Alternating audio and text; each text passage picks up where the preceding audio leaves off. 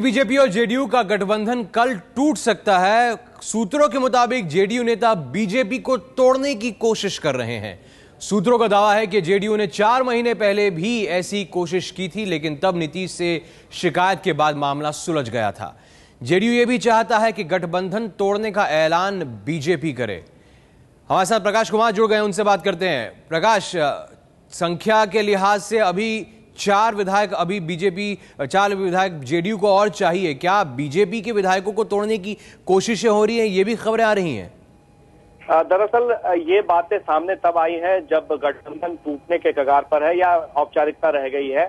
इसके पहले भी अगर जेडीयू का इतिहास देखें तो सबसे पहले नीतीश कुमार ने एलजेपी यानी रामविलास पासवान की पार्टी 2 एमएलए 2 विधायकों को तोड़ा। इसके पहले भी और भी एलजेपी के एक विधान पार्षद थे, उनको तोड़ा। तो कुल मिला के ये देखा जा रहा था कि पिछले कई महीनों से ये कवायद चल रही थी कि अगर नरेंद्र मोदी के मुद्दे पर बीजेपी से अलग होना पड़े तो पार्टी का स्ट्रेंथ ज्यादा रहे, पार्टी के पास संख्या बल ज्यादा रहे और जादुई आंकड़ा तक वो पहुंच सके। तो इसी सिलसिले में जो हमारे सूत्र है बीजेपी में वो ये बताते हैं कि 4 महीने पहले ये कोशिश हुई थी नीतीश कुमार की पार्टी के तरफ से कि बीजेपी के कुछ विधायकों को तोड़ करके उन्हें फिर से चुनाव लड़वा करके और फिर अपना स्ट्रेंथ बढ़ा लिया जाए, कंप्लीट कर लिया जाए। लेकिन इसकी भनक तब उप मुख्यमंत्री सुशील कुमार मोदी को लग गई थी और फिर इस बात की शिकायत नीतीश कुमार से की गई और तब मामला सलटा था। लेकिन उसके पहले भी करीब 6 महीने पहले ये बीजेपी के एमएलसी संजय कुमार झा थे, जिन्हें वापस जब जेडीयू में लाया गया था तो उस वक्त भी काफी हंगामा मचा था। बीजेपी ने एतराज जताया था, लेकिन बाद में फिर गठबंधन बचाने के लिए, सरकार बचाने के लिए फिर आपसी दोस्ती का मामला बता दिया गया था। तो ऐसे में ये कोशिश कहीं ना कहीं ये नीतीश कुमार की कोशिश ये है कि सरकार न सिर्फ आगे चलाए रखने के लिए बल्कि अपनी ताकत और अपना स्ट्रेंथ विधानसभा में बढ़ाए रखने के लिए कुछ जरूरी विधायकों की जरूरत है, जिसको लेकर के ये कवायद हो रही थी।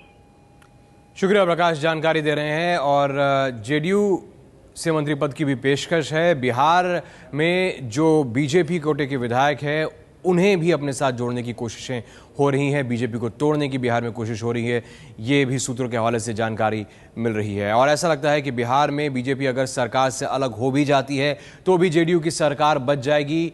बिहार में विधानसभा की कुल 243 सीटें हैं और बहुमत का आंकड़ा है 122 का। जेडीयू के पास स्पीकर के अलावा 117 सीटें हैं और बीजेपी की 91 सीटें हैं। आरजेडी की 22, कांग्रेस की 4, सीपीआई और एलजेपी की 1 और 6 निर्दलीय।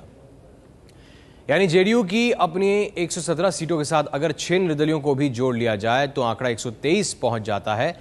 यहां यह ध्यान देने की बात है कि स्पीकर उदय नारायण चौधरी भी जेडीयू के ही नेता हैं, यानी उन्हें भी जोड़ लिया जाए तो आंकड़ा 124 हो जाता है। यानी जेडीयू को सिर्फ 4 निर्दलीय विधायकों की मदद चाहिए होगी।